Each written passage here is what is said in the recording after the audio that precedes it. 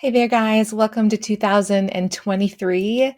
I wanted to start out this new year a little bit differently than I have in the past.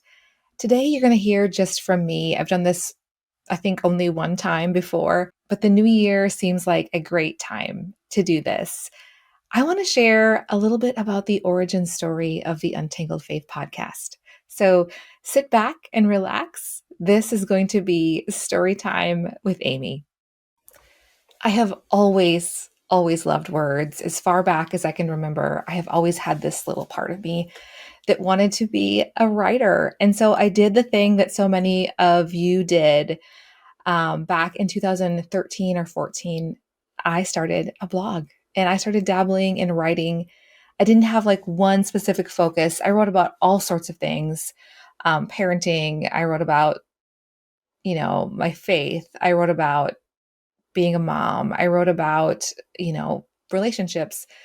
And it soon became clear that what I was really passionate about was spiritual development and untangling like this legalism that I had subscribed to in my growing up years in regard to my faith. Um, that is what captured my attention more than anything. I grew up with James Dobson's Focus on the Family radio show playing in my house. I also went to a Christian school that meant well, but gave out trophies for being Christ like. And as I look at the reviews of the curriculum these days, the racism and stereotyping all over that curriculum is impossible to ignore. I also grew up during the era of basic life principle seminars with Bill Gothard. This was a normal part of the evangelical upbringing of a kid born in the late 70s and in the 80s.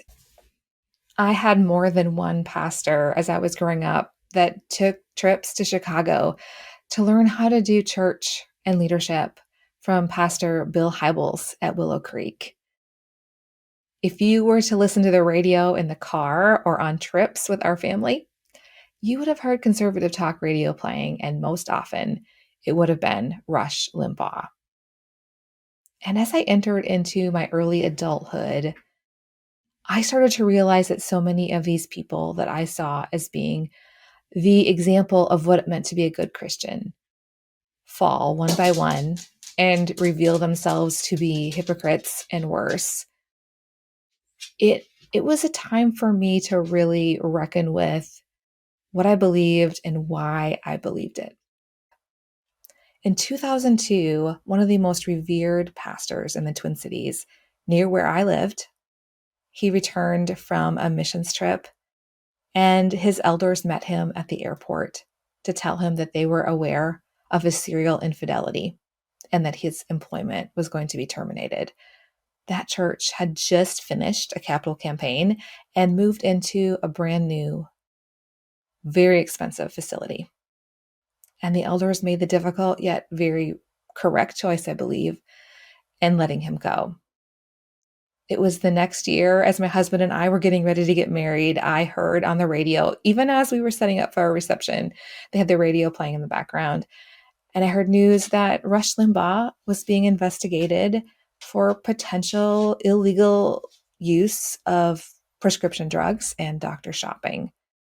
I don't know how to explain to you that or why it was that a radio host who did not know me, that news about him alarmed me and,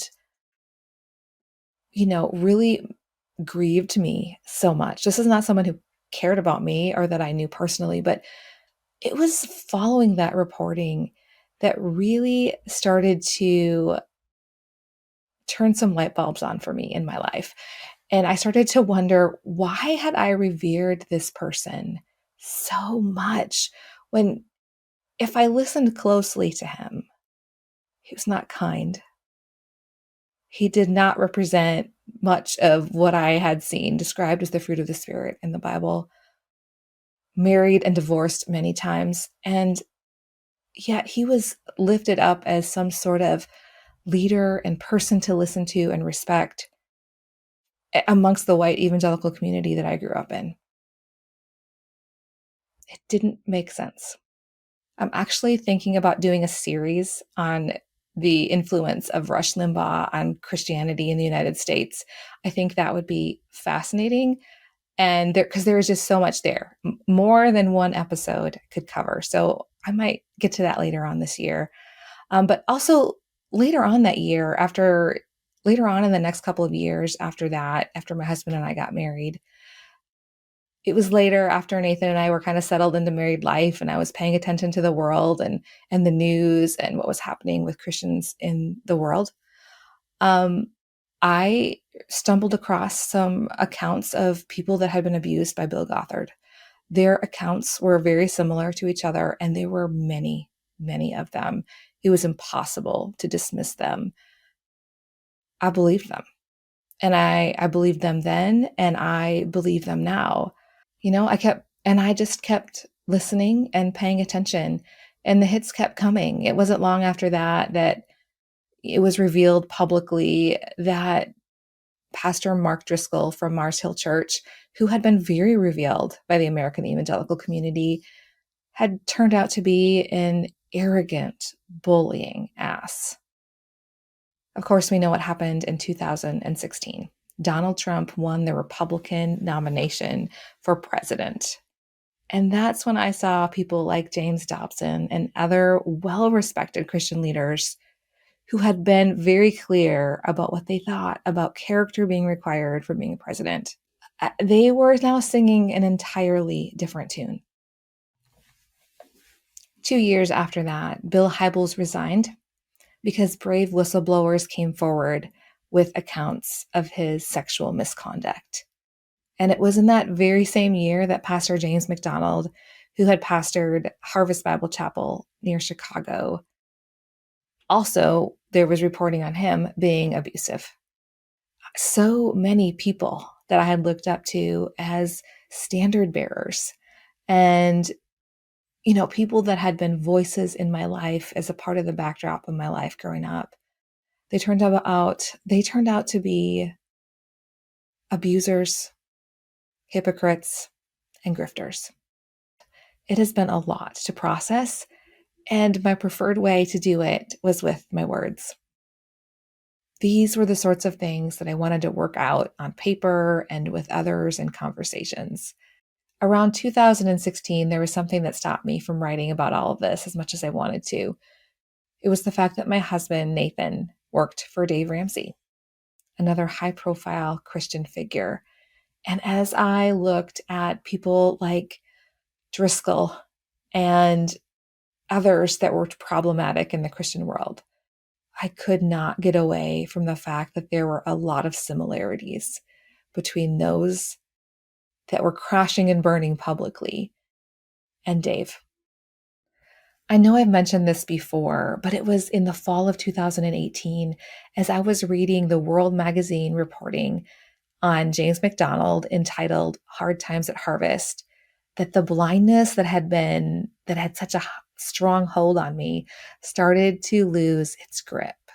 And I don't know if it was my subconscious telling me that I was ready to see it or if it was the Holy Spirit. I'm guessing it was a little bit of both.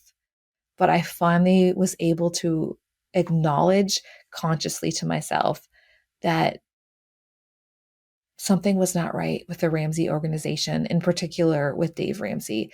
And that's when I knew that at some point I would be opening up a newspaper or a magazine or clicking on an article online. And I would see reporting on Dave Ramsey and that it would be revealing some underside and ugliness that most people had not been aware of. And I've said this, but it was absolutely true. I just knew. I knew it would happen. It wasn't a fear that it might. I knew it would. That realization scared me into silence. I spent a lot of time praying that those red flags that I was seeing would go away and desperately hoping that I was wrong. And if you have followed our story, what transpired in the next several months after that. And if you haven't, You can go back and hear that starting on episode 17, where we share our story with Ramsey Solutions. But for the purposes of today's conversation, I want to fast forward to 2019, shortly after Nathan had resigned from his position at Ramsey. I finally felt the freedom to be able to share and write about the things that were really on my heart and that I really felt fired up about without the concern that my husband would lose his job. And so I did. I dusted off my writing and I started to write about things that mattered to me. I wrote about a playlist of songs that I played that were sort of the soundtrack of my life while we were praying through whether or not Nathan should leave Ramsey. I wrote about praying for 100 days and begging God to give us some answers and, learning that God could give us himself instead. I wrote about surprising other answers to prayer. I wrote a sweet tribute to my husband and my oldest son. And finally, when it came down to it, I dipped my toe in a little bit and shared a little bit about why Nathan left his job. But at that time, it was very short on details and long on lessons learned. In 2020, I decided that I was ready to start writing more about abuse in churches and Christian organizations. And I did. And I wrote about what I learned from watching what happened with Willow Creek and Harvest Bible. I wrote about Steve Hassan's BITE model, and I compared that to what I was seeing from reporting coming out of the Acts 29 organization.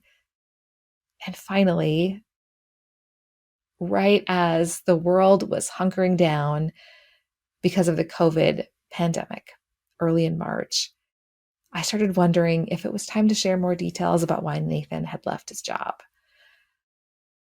So I started writing.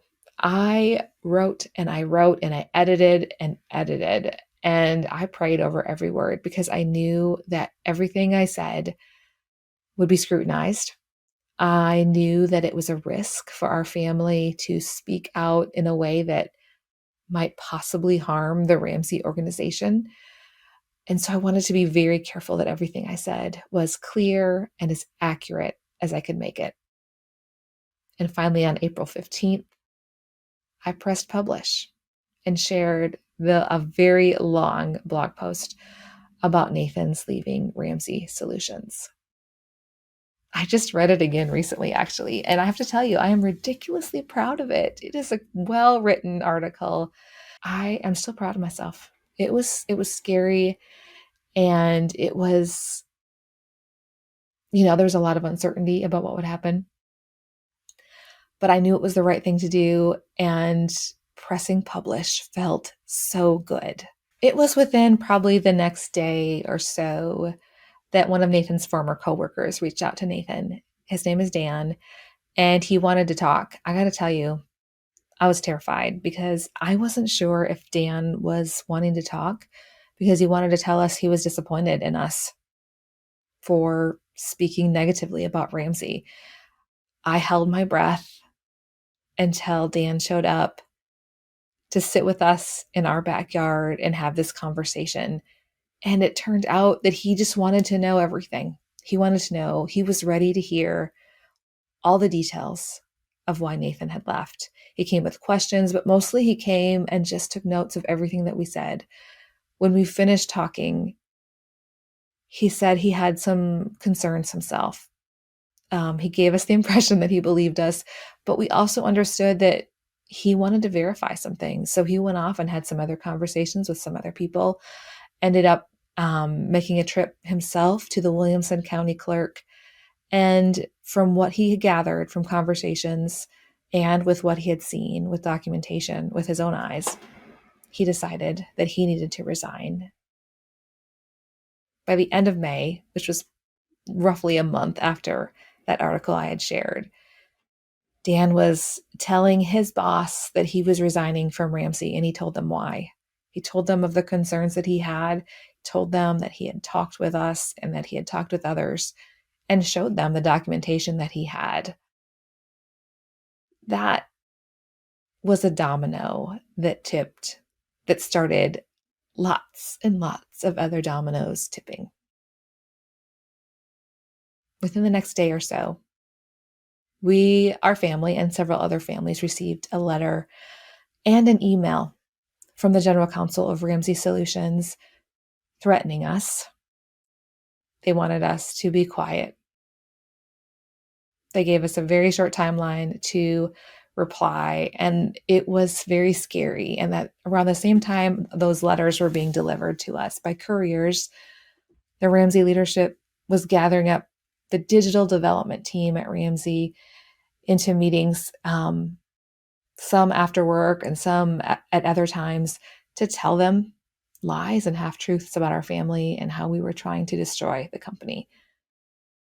All of this happening would have been enough. The letters, the meetings, and the lies, those are bad, but that wasn't all they did. The CTO from Ramsey, Brendan Wolfschko, set up a meeting with my husband's new employer. And over Zoom, he told my husband's new employer that Nathan and some other guys that were working there that used to be at Ramsey that were also threatened, he questioned all of their integrity to their new employer. And he gave a very clear message that he was willing to sue us, that Ramsey was willing to sue us, and also gave the impression that the company that my husband was working for was also not specifically safe if they angered Ramsey in any way. We were very concerned at the time that speaking out might cost Nathan and others their jobs at this new employer. And I hadn't thought through, when I shared my words, that it could put others at risk. And that was the worst feeling for me. The feeling that I had shared something that might possibly, well, no, not possibly, that I had shared something and had caused Ramsey to freak out in such a way that they would go after not only us, but others as well that they saw as a threat to them. It was the worst, scariest feeling. And if it had just been us, I don't know what we would have done. But because so many others were impacted, I decided to unpublish my blog, and I became publicly silent about the whole situation. Just as I had found my voice, Ramsey was doing their level best to take it away. I spent the next 7 months doing a lot of journaling, doing a lot of praying, asking God a lot of questions, and wondering what he was doing with all of this. And during that time, I also fielded several inquiries from journalists who were interested in the story. In December of 2020, I knew that Bob Smetana was getting ready to write an article about Ramsey Solutions, and he was looking for people to go on the record. I thought that was great. I was praying that somebody would be willing, that many somebodies would be willing to go on the record. And I do not know who all he talked to or who all reached out to him, but I know that we were waiting for somebody to go first. I knew that if somebody would go first, others would have the courage to go as well. Who wants to be the first to jump? It's scary. And as I was thinking through all of this and praying about it and talking about it with Nathan, I just had this heavy feeling in my heart that maybe I could go first. And so I did. I emailed Bob and told him I would talk to him on the record. And in January of 2021, I sat with my computer laptop open, waiting and refreshing that religion news service site over and over again, waiting for that article to drop. And when it did, I got my voice back. I logged into my website the day that article came out, and I republished that blog that I had taken down. And over the next several months, I prepared to launch this podcast, offering a place of healing and sense-making for those who have felt like their voice has been stolen, has been life-changing.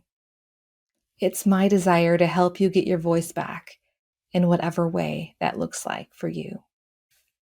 My life looks nothing like I envisioned, and the timeline is not at all what I have chosen, but somehow it has worked out the way it has needed to, and I am so grateful. I am looking forward to 2023 being a year of sharing more personal stories with you. In fact, this week with my Patreon community, I am sharing some behind the scenes screenshots and photos that were taken during the time when Nathan and I were really struggling over what to do, and also while getting ready to go on the record. P.S. You will never regret documenting your life. It has been fun to go back and look at all of that. So thank you for listening. Thank you for being here. Thank you for taking this little trip down memory lane with me as we looked into a bit of the origin of the Untangled Faith podcast. I'm so grateful for all of you. I'll see you later.